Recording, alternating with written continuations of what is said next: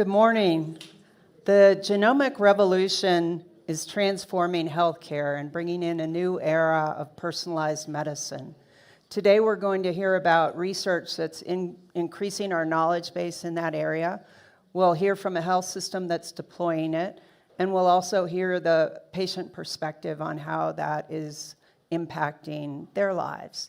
So I'm Sarah Corley, I'm the Chief Medical Advisor at the MITRE Corporation, and I want to introduce our panelists, starting with my immediate left, Dr. Jeff Ginsburg, who is the Chief Medical and Scientific Officer for the All of Us program at NIH. Saiju, I'm sorry about that, Piarajan, who is the Director of Data and Computational Science at the Department of Veterans Affairs. Rachel Peterson, who is a participant and the Chief of Staff for the All of Us program, and Justin Brick, who is the System Vice President for Innovation and Research at Endeavor Health. So thanks so much for joining us today, and we'll go ahead and get started.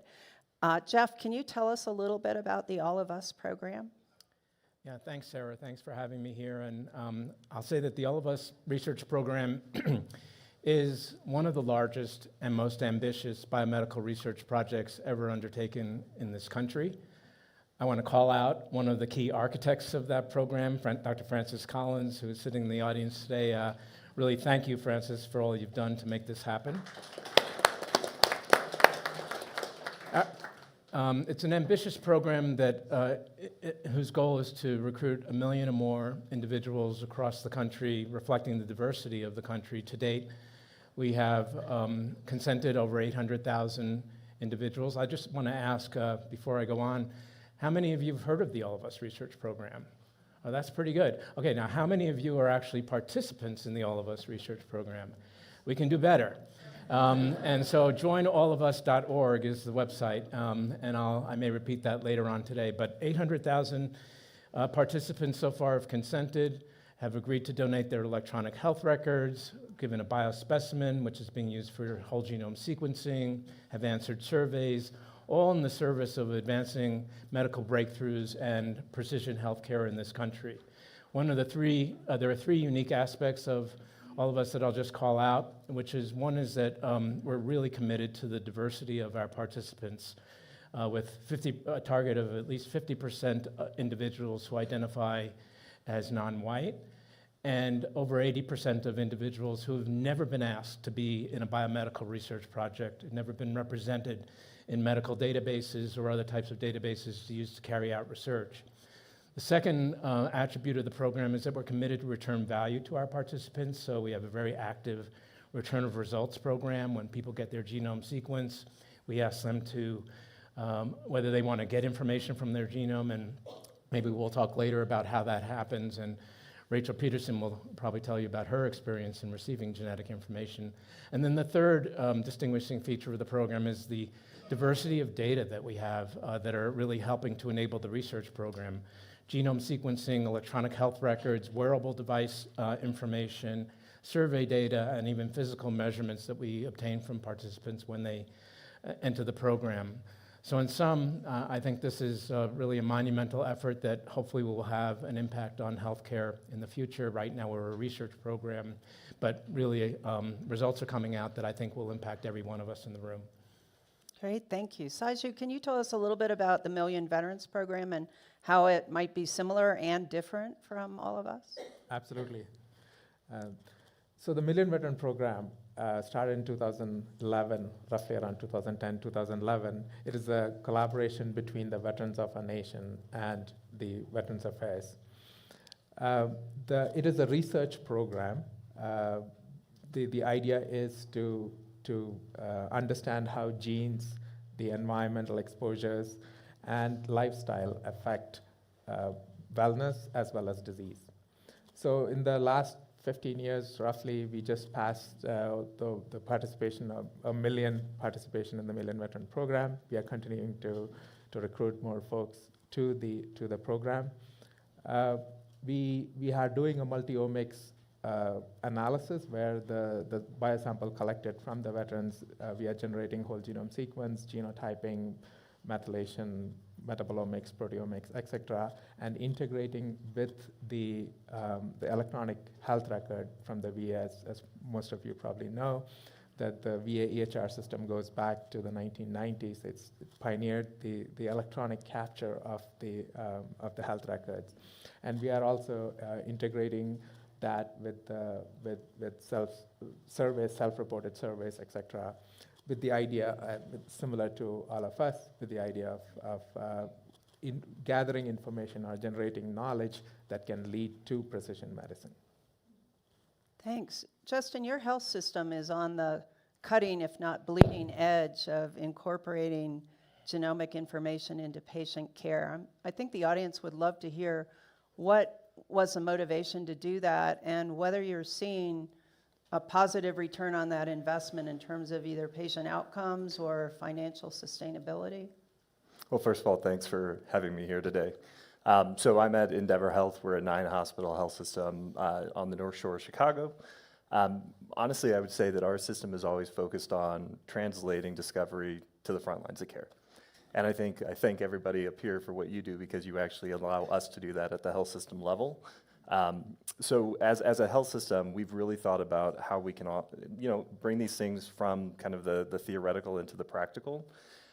We have always been a little bit on the front lines, or the bleeding edge, leading edge. We actually were one of the first health systems to go live with Epic back in 2003.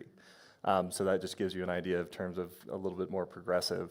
But honestly, our patients in our communities were asking our providers about it. And this actually started in part because we had an individual who back in the 1980s, I actually still have his typewritten proposal for a Center for Personalized Medicine from the 1980s. And he brought in Henry Lynch, who was one of the first individuals who started really looking at the associations between genomics and health. And Henry Lynch of Lynch syndrome actually helped us start our medical genetics program. So from there, it's just been kind of an onward and upward. We started in research, and then ultimately, when I got involved, I was like, why is this just research? We need to be actually bringing this to patients today.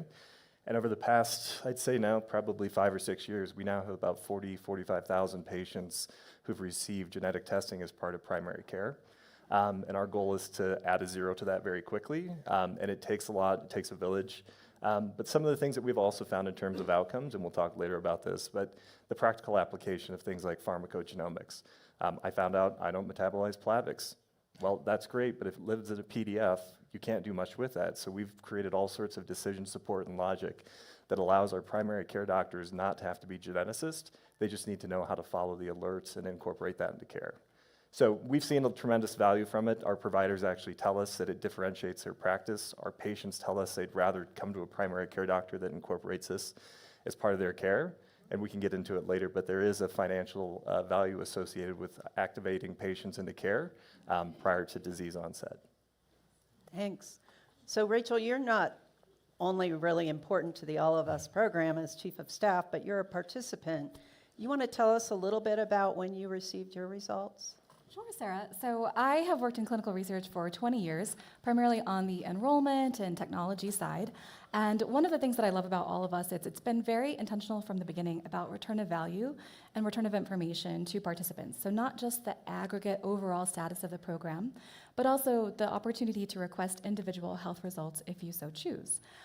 So for me, that was always very unique. I joined All of Us just for altruistic purposes. Yes, I work on the program, but I thought, maybe with my chronic GI condition, the different treatments I've tried, the combination of my genomics plus my health records might help people, decades from now, years in the future. I didn't really expect to have an individual result of significance to myself. So when the opportunity was offered to me to request individual health results, I looked at the traditional sort of risk and benefit disclaimers and made a choice to request those results. So we have 2 currently that we're providing. Hereditary disease risk, looking at 59 genes associated with intervenable conditions that could be either prevented through screening or treatments. And then we also have a pharmacogenetics report for 7 genes associated with 50 kind of medications like Plavix or statins or antidepressants and so forth. So I put the bullet, said yes, and then a couple of months later, I got a request to schedule a genetic counseling appointment.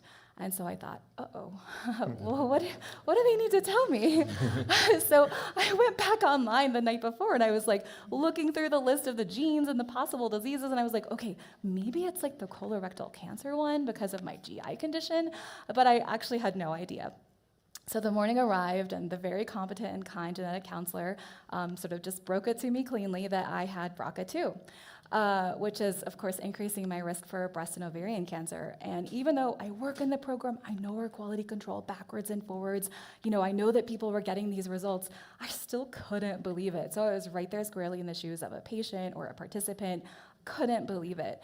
I did get it clinically confirmed, of course, and then I set through the process of trying to find a doctor. And so I have the benefit of living in a major metro area with access to great clinical care, and it still took me a couple months to get that first appointment, to get the screening started, and that's nerve-wracking, but really at the end of the day, I'd rather be at risk for breast cancer and now know that there's something I can do to prevent it than not know that. And so this, sort of conceptual support of personalized medicine, this occupational support that I have suddenly became very personal.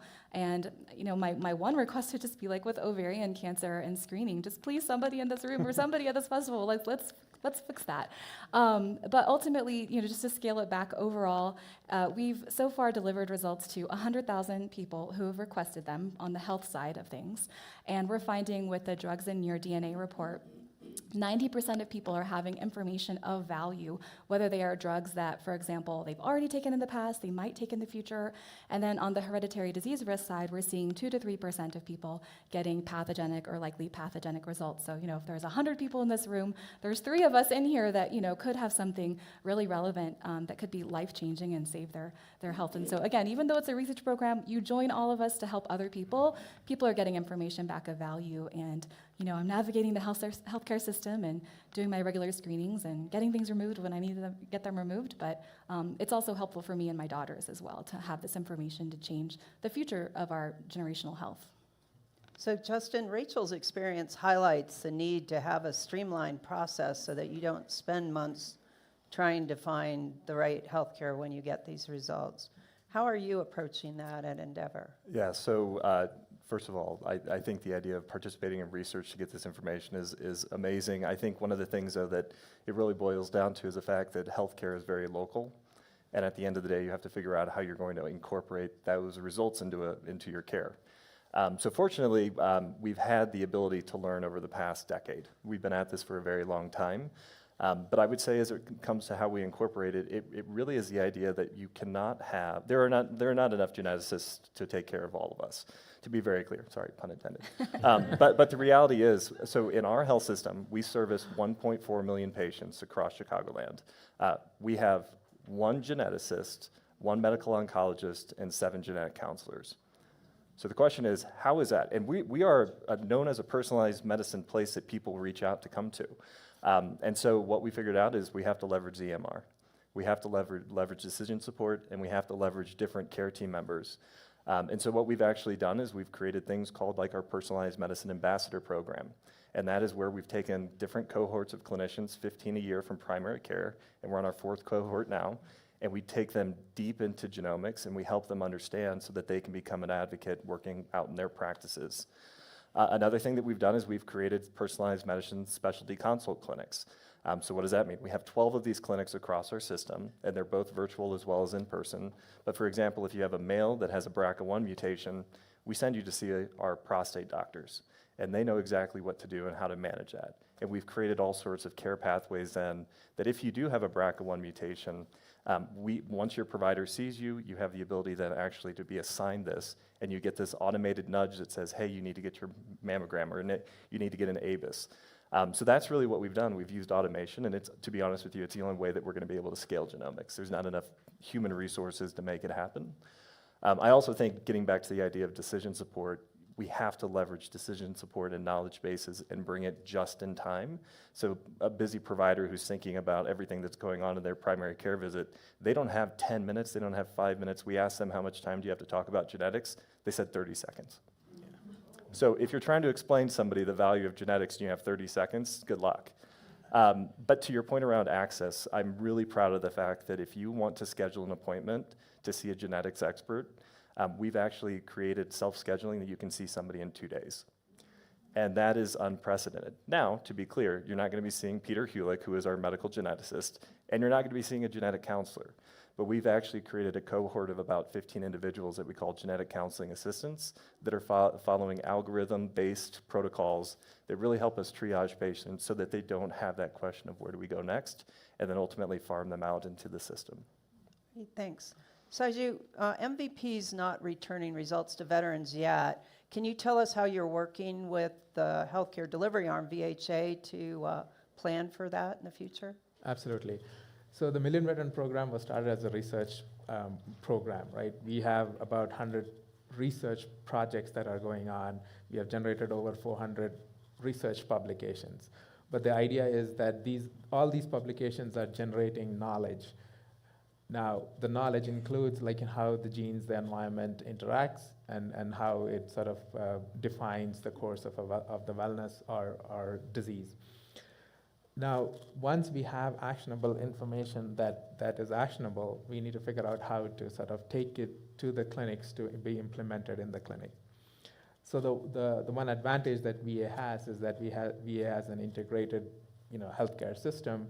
So one of the things that we are doing is that we are piloting and we are working with the clinical side of our house to take these knowledge that we are generating on the research side and then figuring out how to implement it in the clinical systems, in the actual clinics.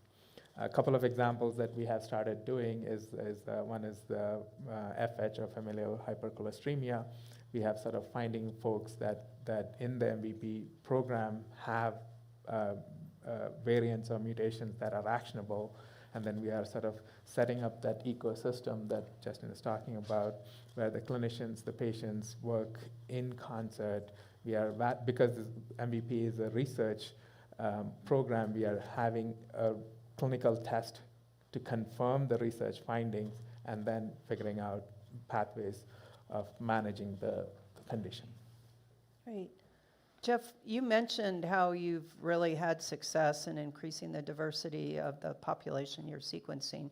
And I know a lot of companies struggle with their clinical trials with getting diverse population. What suggestions do you have for them? First and foremost, build trust. Our ability to carry out innovative research of the type that either MVP or all of us are doing will travel at the speed of trust. Mm-hmm. And we've committed to engagement and innovating in engagement by building relationships with community organizations across the United States, organizations that represent the Asian community, the African American community, the Latino community. And we've been able to build some of that trust and also have members of the community be true ambassadors for the program, going out and talking to their families, to their communities, at their churches, and demystifying what a research program is about and the value that can be achieved by participating in a program like this. So first and foremost, laying that foundation of trust has been a critical success factor in some of the ability of our program to enroll individuals, 47% of whom identify as non-white. 87% have said, we have never been involved with anything in medical research in the past. And that speaks volumes of the way that medicine is really practiced today. Guidelines and clinical trials are surely biased against communities that really need to be represented in research. So building trust, engaging with community organizations. We also work very closely with historically black colleges and universities and minority serving institutions, really learning what those communities are like and what the research communities want to see us focus on from the underrepresented populations in this country. So there's not a single answer to this. I think there's a lot of socialization of a program like this to the participants as well as to the researcher communities to make sure that we optimize the value for the populations that need us the most. Great. And Saiju, what's VA doing in terms of diversity? I know veterans are already a more diverse population. Absolutely. So the first 10 or 15 years of MVP, we were like, all comers, meaning we will reach out to all the veterans across the nation and asking them to participate in this program. So since we passed 1 million participants around the end of the last year, we have now started thinking in terms of, how do we, even in the first million, we have about 30%, non-Eastern, non-Caucasian, non-white ancestries in there. But now we are focusing, sort of recruiting more, or spend more of our effort. We are focusing more on effort. For example, recruiting more women veterans, recruiting more rural areas, minority populations, etc. So it's again, we are working with the sort of veterans organizations. We are sort of spreading the word. Another thing is that one of the things is that large mega biobanks, as I would like to call the MVPs, the All of Us and the UK Biobank, the information or the knowledge that is coming out, the publications that are coming out, the press releases that are coming out from these things sort of provides the value for folks to participate in these kinds of programs, and so that we can now, at least start thinking about personalized medicine than what 10 years or 15 years ago, the way that we were thinking about it. So the cost of whole genome sequencing is really dropping. It has the potential to get as low as $100 in the near future, which is really going to reduce some of the barriers to adoption. And I'll throw this out to anyone. How do you see this potential influencing the adoption of using genomic information more in the day-to-day practice of medicine, and how is it going to impact discoveries? Well, I'll start out and say $100 is a real game changer. Imagine being able to get a genome sequence for the price of a toaster or microwave oven, or tickets to a basketball game or something like that. I mean, the ability for consumers now to have access to genetic information at that price point is unsurpassed in comparison. And when we compare this to other medical tests, it's on par, if not even cheaper than most medical diagnostic tests. And it's really important to know that a genome is amortized over the lifetime of a person that gets sequenced. Sequence once and use it often. So every time you have a question about your health, you might interrogate your own genome someday. Or your provider, when you come into the next visit and you may need a new medication for something, as Rachel said, you have a pharmacogenetic variant that is going to determine more what drugs you should or should not use. So it's a huge thing, and I would hope that health systems like Endeavor will just say, we're going to make that investment on behalf of our patients, and we're going to sequence everybody who comes into our health system and accrue the benefits of having that information and having more preventive care. And hopefully that will result in economic savings, both for the health system as well as better quality of life for the participant at $100 a genome. So Justin, he teed it up for Yeah, you. so let's get into this. So I'm gonna go a little bit backwards and say this is not a science problem and this is not a medical problem. This is an operations problem. Because at the end of the day, we have tests that don't cost near even $100. I mean, you can do single gene tests, and we don't even use that information correctly. And so for me, this really comes from the perspective of I'm not a scientist. I actually think the only reason they were able to convince our team to let me on their team is because they said he had a biochem undergraduate degree. But I'm from hospital operations. And so as with anything, and I looked at it as, what are we trying to do? We're trying to get patients activated into care. Let's start to look at this from the furthest point and then move our way back into our systems. So I actually think that it's more of an operations problem than it's going to be a cost problem. That being said, I can't completely share our plans, but I will say that we are going to be announcing next week the establishment we have a Center for Personalized Medicine right now at Endeavor, and through a donor's gift, we're going to be actually establishing a Center for Preventive Genomics. And the idea behind that, is that, to your point, how do you start to take a look at how we could actually bring some of these capabilities in-house and start to bend that cost curve and actually demonstrate the outcomes?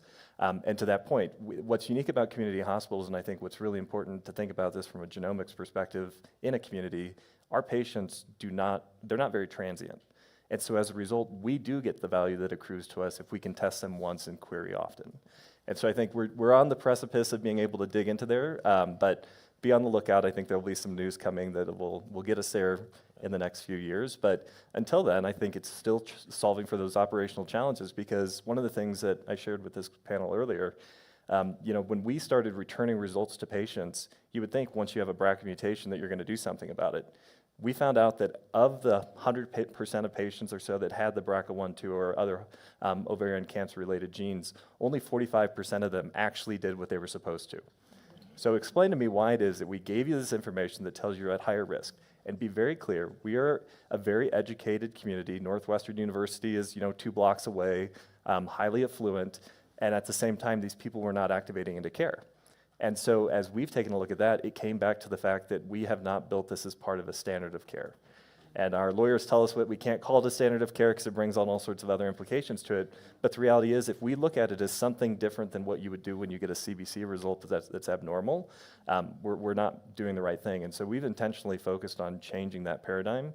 And I'm happy to say through some of these programs that we've launched and the automation, the activation, the auto ordering, the remindering that we built into our system, we're now at about 85% of patients who are doing that next best thing that they should do. But getting back to the idea of a $100 genome, I think it's phenomenal, but I think it's really going to come down to how we operationalize it. Could I jump in for a second and just, I just wanted to amplify on what you said about what happens after a patient gets their results. I think that's the $64,000 or $64 million question, right? We can give results back, but do people understand what the results mean? Do they actually make any proactive decisions to change their lifestyle? Do they actually even tell their provider from a program like ours? Are they sharing their results? And then what happens to them in their healthcare? Do they get more testing? Do they prevent a cancer? Do they prevent a heart attack? Are the costs different? And we're at a point, I think we would love to see a proliferation of Endeavor Health strategies across the country where in the aggregate we can build the evidence base that says CMS and private payers, you need to pay for this because otherwise, the economics make sense. We don't have that data yet.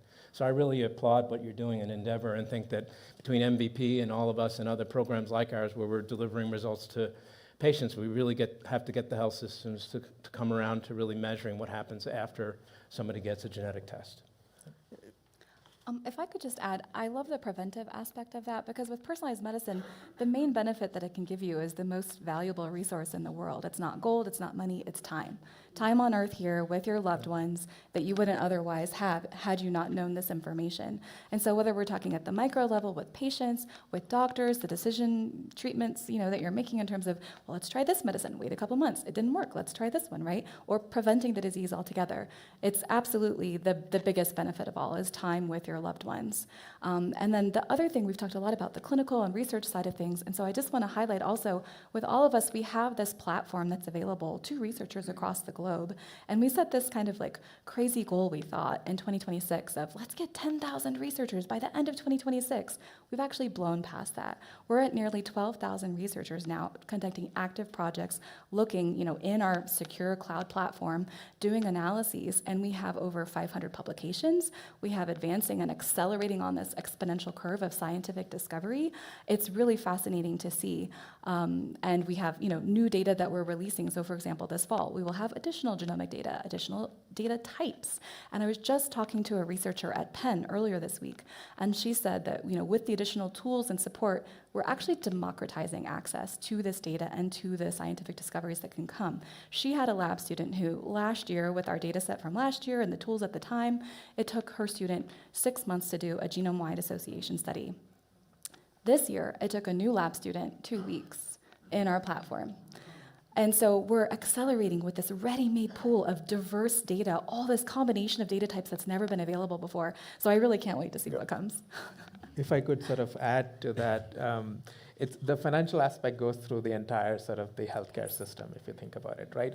Yes, it's $100 genomes, but at least in my mind, the ability for us to generate or capture large amounts of data in multiple domains, whether it is genomics or whether it is your environmental exposure or whether it is your self-reported, your Fitbits and all those things. And being able to sort of have these very large amounts of data being put in a safe, secure place and integrated to do analysis across the board, which allows us to understand the biology much more at a much deeper level. And that is where I think it is a whole ecosystem from generation of the knowledge all the way to sort of figuring out how to apply, what to apply, how to apply in the clinic, with the promise of the personalized medicine being the right care at the right time for every individual, right? So to be able to do that, we have to sort of generate knowledge, and sort of the financial aspect of this has to work throughout the entire system. I just want to add to Seju and say that I think the real game changer here is the democratization of data, making it as accessible as possible to researchers while at the same time maintaining the privacy and security that our participants want to see of that data. That's a very intricate balance to maintain, but it's really working because we, as Rachel said, we have, at least in our program, more than 11,000 or 12,000 researchers from around the world now looking at the data, and the more eyes on the data, the more innovation, the more chances for transformative medicine. So we have to be thinking about silos of data, not just in our own programs, but as we've just talked about indirectly, is that health systems aren't even sharing data appropriately around this country. We don't have a unified health system. We don't have unified health system data. So the more that we can share data, I think, the more opportunities there are to advance research and also advance the precision medicine that we're talking about. So I want to change track just a little bit. I think most people in the audience are probably familiar with diseases that are single gene mutations. And more we're seeing identifying the mutations that affect drug metabolism. But I think what we're finding from these programs is the opportunity to identify polygenic risks and to really see that diabetes is not diabetes, hypertension is not hypertension. Not all patients respond the same way to the same therapy. Seju and Jeff, I'd really like you to talk about how your programs are looking at that. First. So maybe I can start. Actually, the power to understand comes from the power of N, right? The statistics of N. So the large mega biobanks like MVP, all of us, and UK Biobank allows us, for example, to sort of not think of a diabetes as a disease, as a complete disease, but be what we call as phenotyping, which is basically to understand the subtypes of the more sort of the underlying at the smaller and smaller subdivisions of these diseases. And that is where, when we have large biobanks, we have enough of each of those subtypes of diseases that we can then try to understand how does your gene sort of play a role in that subtype of the disease, how does the environment play a role, how does your lifestyle and the way that the things that you do, the things that you eat, for example, how does it all affect that? And that will allow us to, again, once we understand that more, that we generate that knowledge, and that'll allow us to sort of think in terms of how do we now deal with that. And Sarah mentioned polygenic risk, which I don't know if people in the audience really understand what that means, but it's the sum of all the genetic variants across many different genes that contribute to your risk of getting that disease. And over the last 2 decades, there have been literally tens of thousands of genetic variants that have been discovered for heart disease, cancer, and now arithmetically you can sum those up and create a score across the entire genome that's called a polygenic risk score. And as I alluded to before, most of the data that's in genome-wide databases in the world are from people of European descent, people who may identify as white. And so there's an extreme bias. So now with programs like MVP and all of us, which have really committed to getting genetic data from diverse populations, we're in a position now to see polygenic risk scores that actually apply to different genetic ancestral groups.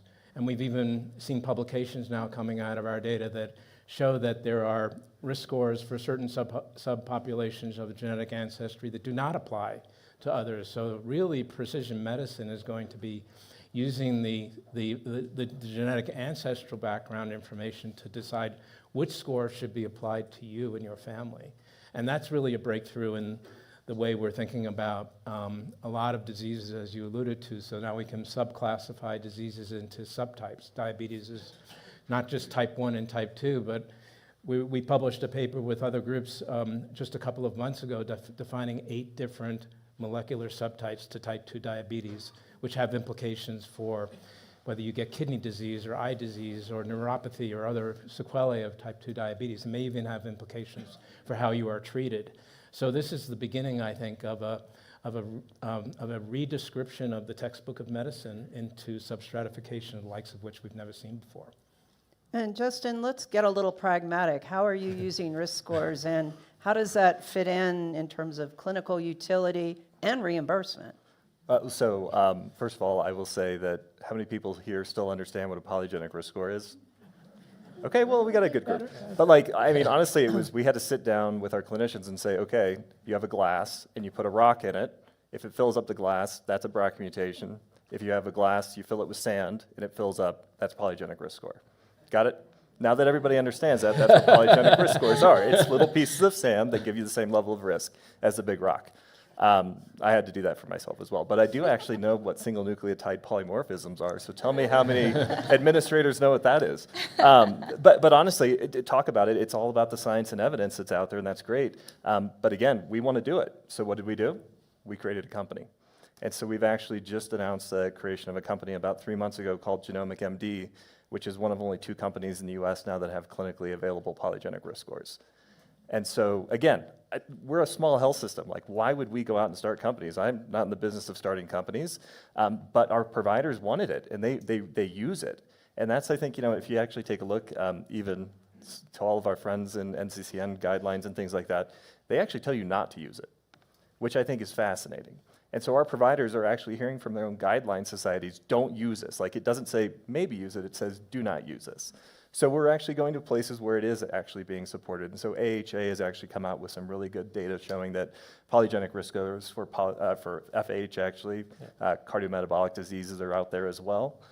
So at the end of the day, we had to figure out how to do it. Now getting to your point, where you guys come in again, which is so important, we didn't have the data to actually do all the validations necessary to figure out that there is different odds ratios associated with the different polymorphisms, or the fact that there are ancestry-based differences.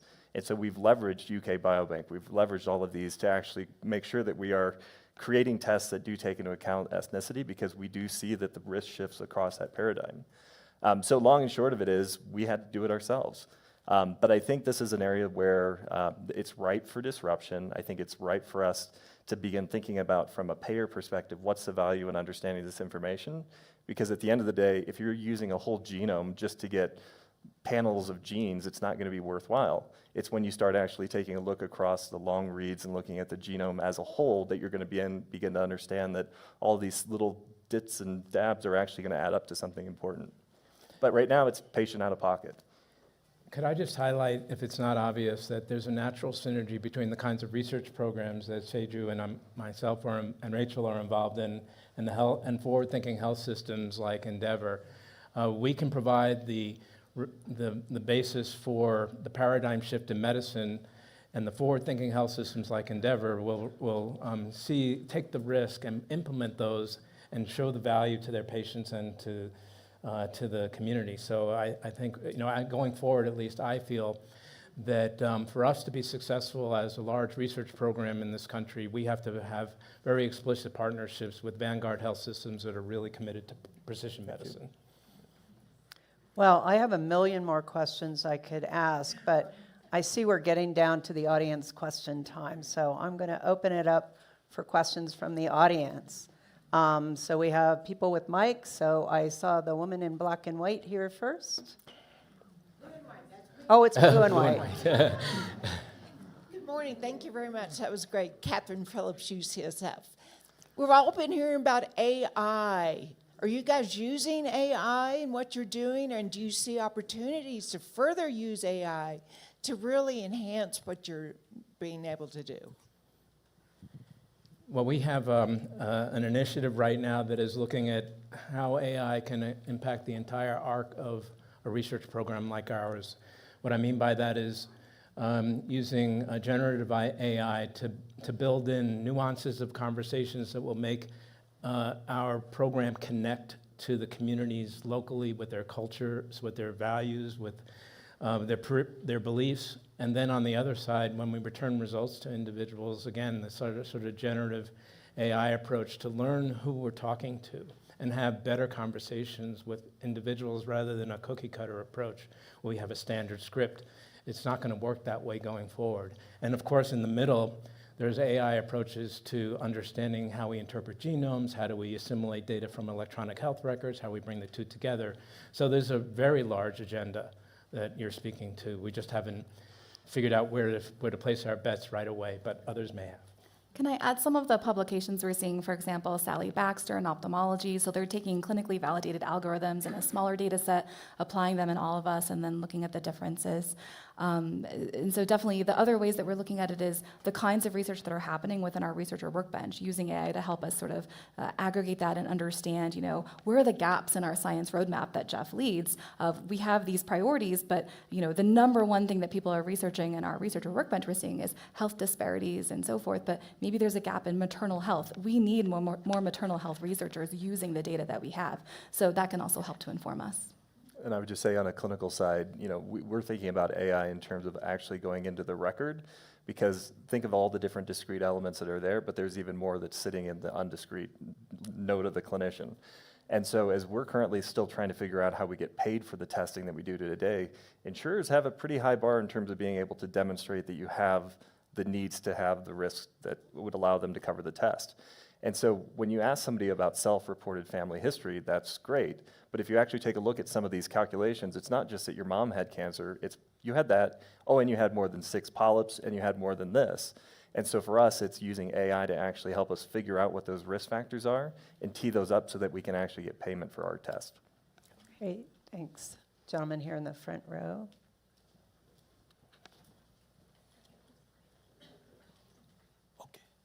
Hi, I am Anupam Agarwal. I am a cardiologist. This question is for the whole panel, but specifically Jeffrey and Seju.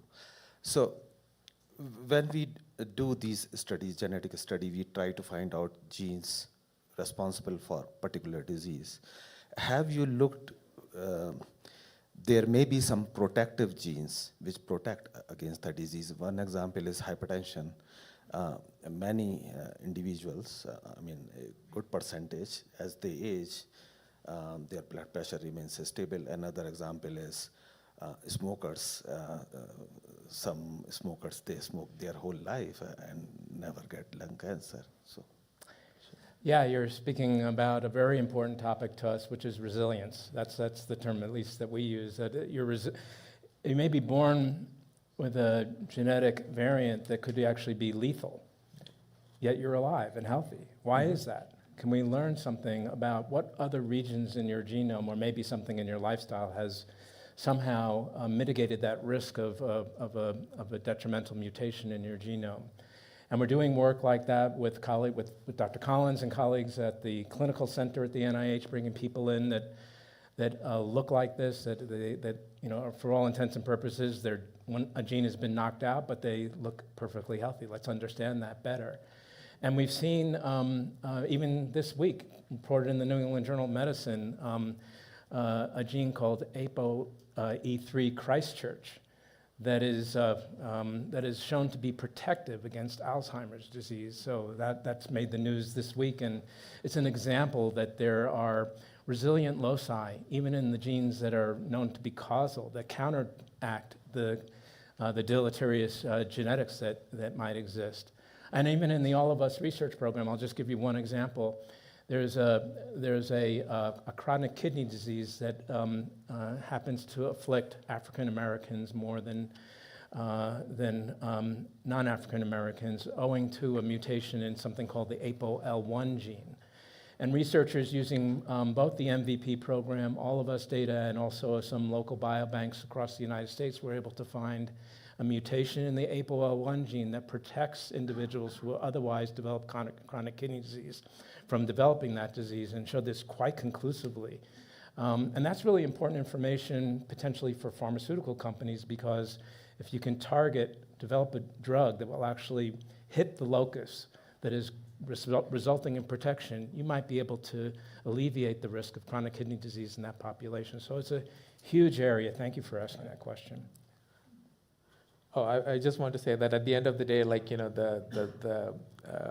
each individual, each of us are the sum total of all the genetic factors that we have and its interaction with the environment, right? So there are for each, healthy conditions as well for diseases, there are positive, associations that are effectors that are positively affect and there are negative effectors, right? It's finding out, and we talked about polygenic risk scores, all those things comes from the total balancing of the end product that we get in each individuals, right? This question is for Rachel and for you all in terms of all of us. So if you get your results back, if you don't happen to be in Justin's health system where it is going to go in your health record, how do you get that into your health record? And given that you do have, physicians who may be reticent to accept that data necessarily, so that when you are in an emergency room somewhere, someone will be able to look and say, oh, we can't give him Plavix, let's make sure that we avoid that. This is part of our program's commitment to equity, is understanding a lot of the people that we've enrolled intentionally, as Jeff said, are from underrepresented or perhaps under-resourced areas. So we, as part of our infrastructure, funded a genetic counseling resource, and that genetic counseling resource does, in the current model, provide a PDF of those results that the participant can have faxed or download. And they are also able to provide referrals for the names of local physicians if need be. Also, any participant can call the genetic counseling resource. You don't actually have to have an actionable or any kind of result. So you can call our support center, get connected if you have questions, and then even physicians can call that number as well. So we also anticipate that with time, as more participants, like I said, we're at 100,000 so far who have gotten health results. We're still working through individuals who want them and haven't gotten them yet. We're still enrolling. We also anticipate that just the general base of knowledge among healthcare systems will increase with all of us. Yeah, can I just say your question highlights two major issues. One Rachel just described, which is how do we get your results to your provider?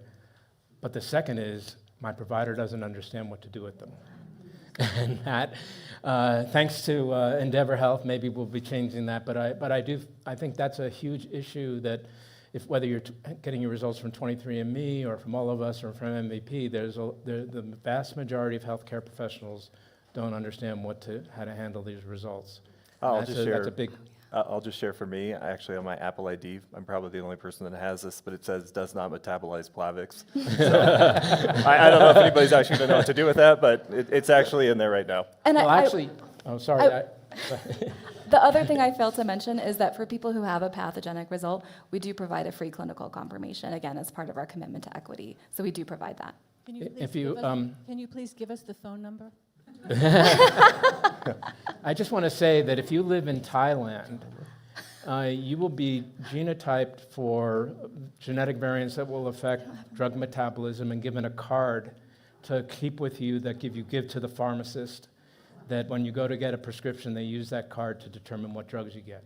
We don't do that in this country. But there are other health systems, maybe not quite as advanced as Justin's, that are at least incorporating that genomic decision support for drug interactions. So there are questions. So, yes.